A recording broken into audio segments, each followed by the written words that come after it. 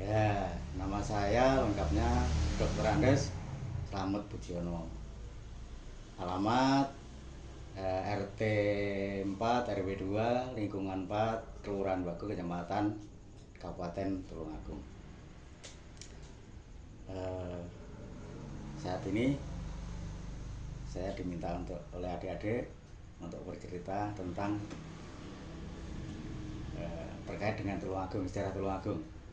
Ya, sekarang yang akan saya ceritakan saya minta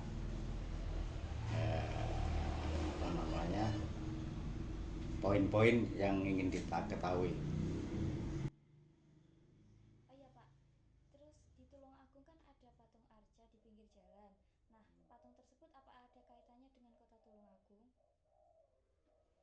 Oh ya, ini patung di pinggir jalan Tulungagung yang dikenal dengan nama Reco Pentung itu memang terkait dengan sejarah Tulungagung, khususnya kota Tulungagung.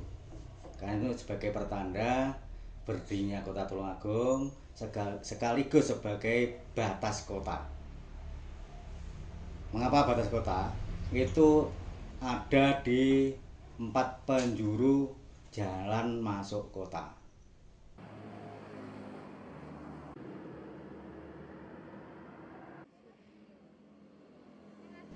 Tuh. Kalau sejarahnya begini, bermula dari saya singkat dari zaman Mataram Islam ketika dipimpin oleh rajanya yang ketiga, yaitu Sultan Agung Hanyokorokusumo. Itu memerintahkan prajuritnya sebagai tanda jasa atau ucapan terima kasih, beliaunya diberikan untuk menjadi penguasa kecil di Tulungagung, yaitu kalau nggak salah pada saat itu jabatannya Demang, tapi Demang besar yang membawahi beberapa desa, kebetulan berpangkat Temenggung, yaitu satu yang berkedudukan di Wajak, yaitu Temenggung Sorontani, nama aslinya yaitu Temenggung Kertoyudo. Terus yang kedua di wilayah barat itu di dalam daerah Kalambret, namanya Temenggung Tondoyudo. Itu kemudian berjalannya waktu, singkat cerita, ketika kerajaan Mataram itu dipecah menjadi dua, yaitu apa namanya dari hasil perjanjian Giyanti, kalau nggak salah tahunnya 1755, itu tahun tahun Jawa ingat saya, tahun Masehi. Kemudian Mataram kan dipecah jadi dua, yaitu satu wilayah yang kemudian di bawah pemerintahan Kasultanan Ngayogyakarta Hadiningrat, yang satunya di bawah pemerintahan Kasunanan Surakarta Hadiningrat. Nah, kebetulan Tulungagung ini masuk ke wilayahnya kerajaan atau keraton Ngayogyakarta Hadiningrat, yang ketika itu pertama kali dipimpin oleh Sultan Hamengkubuwono pertama. Itu kebetulan Tulungagung ini wilayah yang paling timur, bersama dengan Trenggalek, Ponorogo dan seterusnya, Madiun dan seterusnya. Nah, kemudian setelah itu berjalannya waktu juga, eh, pasca pasca perang Diponegoro, itu kira-kira sudah Hamengkubuwono ketiga kalau nggak salah, di kurang lebih tahun 1830-an kan. Itu kemudian dua Kademangan lebih dikenal oleh orang desa sini adalah Katemenggungan, itu digabung dijadikan sebuah pemerintahan lebih besar, yaitu kabupaten. Itu disebut Kabupaten Ngrowo. Ibu kotanya di Kalambret, jadi digeser ke di Kalambret, atau lebih dikenal dengan ibu kotanya Ketandan, dari kata Tumenggung Tundonegoro tadi. Kemudian karena dua Temenggung ini sudah Purna Tugas dan usia. Akhirnya bupati ini bukan dari dua Temenggung ini yang jadikan bupati, tapi akhirnya dipilihlah salah satu bupati yang terbaru karena sudah usia kan, yaitu Mas Ngabei Mangundirono, itu Bupati Ngerowo yang pertama, kedudukannya di Kalambret. Terus berjalannya waktu, kemudian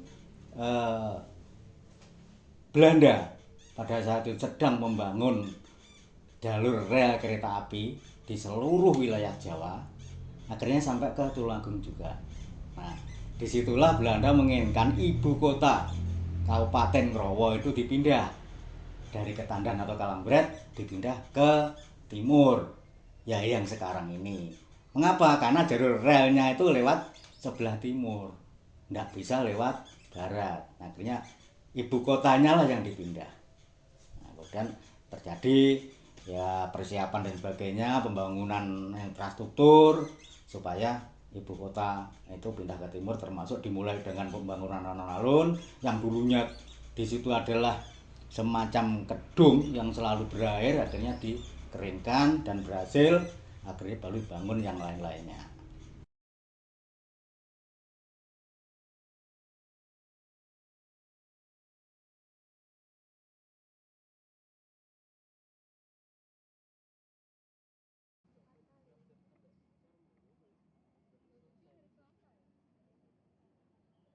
Dan untuk menandai itu diberikanlah bangunan monumen yang fenomenal, yaitu patung Reca Pentung tadi. Makanya ditempatkan di 4 penjuru pintu masuk kota Tulungagung, yaitu dari timur, yaitu di perbatasan antara Kelurahan Jepun dan Desa Kelurahan Jepun masuk Kecamatan Kota Tulungagung, dan Desa Pelosok Kandang itu masuk Kecamatan Kedungwaru. Kemudian yang sebelah selatan itu terletak di perbatasan antara Kelurahan Tamanan itu masuk kota, kemudian dengan Desa Beji itu masuk Kecamatan Boyolangu. Kemudian sebelah barat itu tepatnya di baratnya Jembatan Lembu Peteng. Itu kebetulan nggak ada perbatasan desa karena itu juga masih masuk kelurahan Tretek dan Kutu Anyar. Sebelahnya kan sawah dulu, jadi sehingga nggak ada perbatasan desa di situ. Terus yang utara itu terletak di perbatasan desa Kedungwaru sama, kalau yang timur itu Kedungwaru dengan Desa Harjoagung, yang baratnya itu dimasuk di Desa Ketanon, itu masuk di Kecamatan Kedungwaru. Tapi konon ceritanya yang saya dengar aslinya bukan di situ, aslinya tepat di perbatasan kota, yaitu di dekat perbatasan, kalau dulu dikatakan RSU lama, sekarang Dinas Kesehatan, katanya dulu begitu, karena di situ dulu kemudian dibangun ada pabrik keramik, kemudian ada pabrik es, pabrik minyak goreng. Akhirnya terus entah itu miring atau gimana, akhirnya dipindah ke utara. Itu makanya saya tadi ngomong ada berkaitan langsung dengan sejarah Tulungagung. Terus kebetulan juga arca ini bisa dibaca. Itu kalau orang-orang Jawa mengatakan sengkalan. Itu kata-kata yang melambangkan angka tahun. Disebut Raseksa Dwi Raseksa Sinabdoratu. Itu tahun Jawa, bunyinya Dwi itu 2, Raseksa itu 5, Sabdo 7, Ratu 1. Kalau membaca kan dari belakang menjadi 1752. Itu tahun Jawa. Kalau dimasaikan menjadi 1830, karena harus plus 78 tahun. Itu. Kemudian di samping itu sebenarnya bentuk arcanya itu yang disebut Sengkala Memet itu bisa dibaca. Tapi saya agak lupa, kalau tidak ada catatannya lupa. Arti apa duduknya jigang, pakai apa pentung yang dipegang begini, kemudian rambutnya diure, kan ada yang digelung gitu kan. Nah, itu punya arti sendiri. Itu kalau nggak salah tahunnya tahun hijrah itu kalau nggak salah, saya lupa. Terus itu sampai sekarang berjalan dan menjadi apa ya, ikon. Nah, di samping itu masih tersisa satu tugu perbatasan yang berkaitan dengan itu, yaitu tugu perbatasan antar distrik, kalau sekarang kecamatan.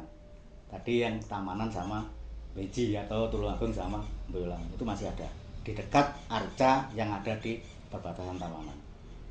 Itu singkat ceritanya seperti itu. Kalau terkait mungkin ada yang bertanya atau mungkin ada yang berpendapat dari orang luar, apa namanya, punya angan-angan dikira yang punya apa arca Reco Pentung itulah pabrik rokok, itu keliru. Justru pabrik rokoknya itulah yang ngikuti alur sejarah. Kebetulan saya kenal juga dengan pemiliknya karena bapak saya dulu juga apa namanya pabrik rokok, sahabatnya yang punya Reco Pentung. Itu ceritanya ketika itu sudah mulai pabrik rokok tapi kecil. Kemudian karena peristiwa agresi, jadi penyerangan Belanda tahun 48, itu salah satu, kalau nggak salah yang sebelah utara yang ada di timur di perbatasan apa Kulon Jebun sama Rosok Kandang, itu apa roboh, guling, bukan roboh ya, miring itu tapi agak parah. Kemudian yang punya pabrik Reco Pentung itu dulunya masih belum Reco Pentung, pabrik rokok si Sejati namanya, itu punya apa ya, angan-angan kalau saya bisa mendirikan, menegakkan ini lagi, mungkin rokok saya akan sukses gitu. Nah, kemudian berniat bersama teman-teman atau minta bantuan yang teman-teman yang lain, akhirnya itu ditegakkan lagi dan berhasil. Nah, kemudian setelah berhasil sesuai dengan angan-angan tadi, rokoknya ganti apa, bukan ganti, tambah merek rokok Reco Pentung, dan akhirnya sukses betul gitu. Oh, kalau terkait sejarah Tulungagung dengan Reco Pentung, karena memang kota ya, kota Tulungagung, bukan kabupaten Tulungagung, kota Tulungagung sejak itu. Dan kemudian apa, kalau nggak salah peresmiannya resmi secara apa namanya, ada surat dari Belanda itu tertanggalnya 1 April 1900 itu resmi, sehingga tadi yang Kabupaten Ngrowo gitu. Kemudian pada bupati yang keempat, nanti di sana itu Ngrowo itu 1, 2, 3, Mangundirono sampai 3. Kemudian setelah keempat pindah ke kota, itu bupatinya sudah ganti Raden Tumenggung Pringgotiningrat. Itu bunyinya menjadi Kabupaten Ngrowo di Tulungagung. Itu sampai kalau nggak salah 2 atau 3 bupati gitu. Berarti Pringgotiningrat, kemudian Jayaningrat, kemudian satunya Parto Wijoyo coba. Nah, kemudian setelah turunnya surat dari Belanda tadi, resmi menjadi Kabupaten Tulungagung. Resmi. Kalau tadinya kan Kabupaten Ngrowo di Tulungagung. Jadi tadinya Kabupaten Ngrowo, kemudian Kabupaten Ngrowo di Tulungagung. Setelah surat itu turun, itu menjadi Kabupaten Tulungagung sampai sekarang. Itu kurang lebihnya. Mungkin kalau ada teman-teman nanti bisa ditambah lagi. Terus pertanyaan terakhir Pak, Ya. kalau menurut Bapak tanggapan masyarakat mengenai adanya patung tersebut bagaimana gitu?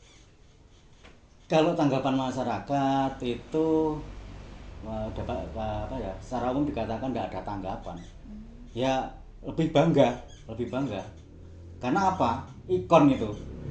Mungkin seluruh dunia atau minimal se Indonesia nggak ada kota yang punya tanda khusus seperti tadi. Kamu cari aja di mana, nggak ada. Lainnya paling-paling Tugu kan. Kalau di ini kan khusus khusus Arca Pendong. Itu mungkin kalau ini nih saya loh ya, pendapat saya. Ini diambil dari dua tokoh besar, yaitu Tumenggung Surantani sama Tumenggung Tundonegoro tadi. Itu dianggap orang besar sehingga dilambangkan adalah arca raseksa. Karena mengambil ini Condro Sengkolo. Kalau hanya manusia biasa sulit. Maka yang ada angkanya adalah raseksa. Itu artinya 5. Disesuaikan dengan itu, maka disebut Dwi Raseksa Sinaptura. Saya kira itu. Jadi masyarakat Tulungagung sangat bangga, tidak ada yang lain selain Tulungagung. Dan tepat di perbatasan masuk kota. Itu. Mungkin ada kata-kata yang ingin atau kalimat yang mau Bapak sampaikan? Oke. Kalau saya mohon kepada masyarakat secara umum dan khususnya nanti generasi penerus ini ikut menjaga kelestarian itu supaya tidak rusak, apalagi malah merusak. Itu dijaga baik karena itu adalah catatan sejarah. Jangan sampai itu hilang sehingga sejarahnya juga hilang. Maaf ini ya, di negara sana, di luar sana banyak yang merusak catatan sejarahnya. Sehingga entah itu punya tujuannya untuk merusak sejarah atau gimana kita tidak tahu. Tolong ini untuk terutama generasi penerus ini ikut menjaga itu. Kalau ada yang macam-macam sikat aja. Terima kasih. Mungkin bisa diakhiri. Ya. Oh ya, ini sebagai penutup, saya tadi lupa pada waktu pengenalan. Saya mohon maaf kalau apa yang saya ceritakan itu mungkin kurang pas atau kurang mengena karena saya bukan sejarawan, bukan ahli sejarah. Saya dikatakan budayawan juga sebenarnya tidak karena saya bukan pelaku budaya, tapi saya lebih ke pemerhati, lebih ke pecinta dan pelestari. Itu kebetulan ya karena kesenangan itu saya akhirnya banyak cerita seperti itu. Terima kasih.